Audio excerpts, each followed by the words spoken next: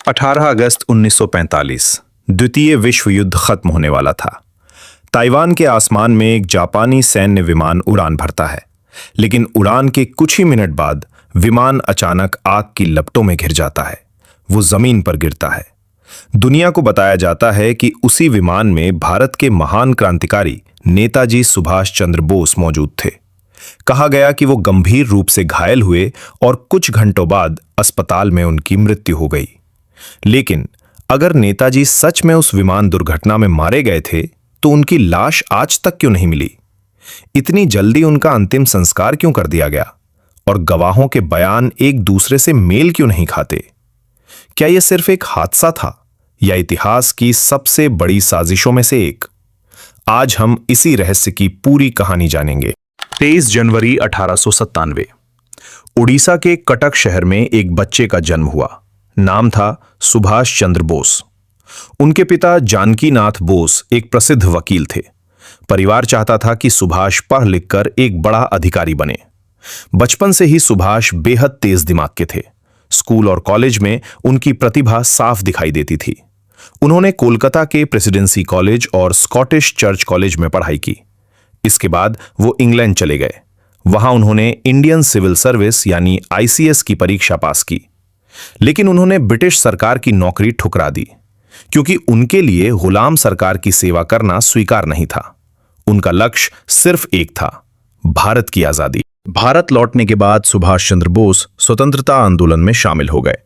उन्होंने देश बंधु चित्तरंजन दास के साथ काम करना शुरू किया। जल्द ही उनकी पहचान एक साहसी और तेजस्वी नेता के रूप में बनने लगी। ब्रिटिश सरकार उन्हें कई बार जेल में डालती रही, लेकिन हर बार वो और मजबूत होकर बाहर आए। 1938 में वो भारतीय राष्ट्रीय कांग्रेस के अध्यक्ष बने, लेकिन जल्द ही उनका महात्मा गांधी और कांग्रेस के अन्य नेताओं से मतभेद हो गया।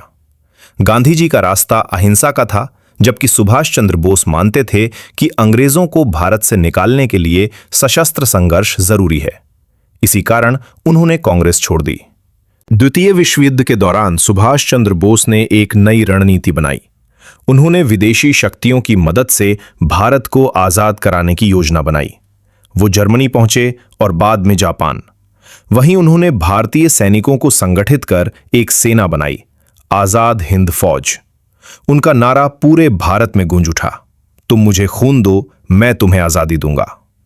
ये सिर्फ एक नारा नहीं था, ये एक क्रांति का आह्वान था। आजाद हिंद फौज ने अंग्रेजों के खिलाफ कई मोर्चों पर लड़ाई लड़ी, लेकिन युद्ध का रुख बदल चुका था और जापान हार की ओर बढ़ रहा था। 1941 में ब्रिटिश सरकार ने सुभाष चंद्र बोस को कोलकाता में नजरबंद कर दिया, लेकिन नेताजी ने एक ऐसी योजना बनाई जिसने ब्रिटिश खुफिया एजेंसियों को चौंका दिया। उन्होंने अपना भेष बदल लिया, दाढ़ी बढ़ाई और एक पठान व्यापारी के रूप में घर से निकल गए। वो कार से कोलकाता से निकलकर पेशावर पहुंचे, फिर वहां से अफगानिस्तान और बाद में जर्मनी। ये इतिहास के सबसे साहसी पलायनों में से एक माना जाता है। फिर आता है इतिहास का वो दिन, 18 अगस्त 1945। कहा जाता है कि नेताजी जापान से मंचूरिया की ओर जा रहे थे। उनका विमान ताइवान के ताइहोकू एयरपोर्ट से उड़ान भरता है, लेकिन उड़ान के कुछ ही मिनट बाद विमान का इंजन फट जाता है। विमान आग की लपटों में घिर जाता है और जमीन पर गिर जाता है। जापानी अधिकारियों के अनुसार नेताजी गंभीर रूप से घायल हुए। उन्हें अस्पताल ले जाया गया, जहां कुछ घंटों बाद उनकी मृत्यु हो गई।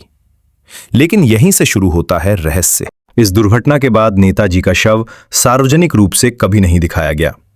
कहा गया कि उनका अंतिम संस्कार ताइवान में ही कर दिया गया और उनकी राख जापान के टोक्यो में स्थित रेंकोजी मंदिर में रखी गई।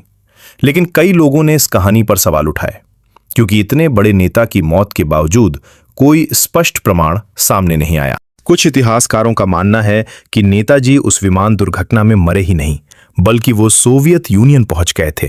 कहा जाता है कि उन्हें वहां गिरफ्तार कर लिया गया, लेकिन इस सिद्धांत के समर्थन में ठोस सबूत कभी सामने नहीं आए।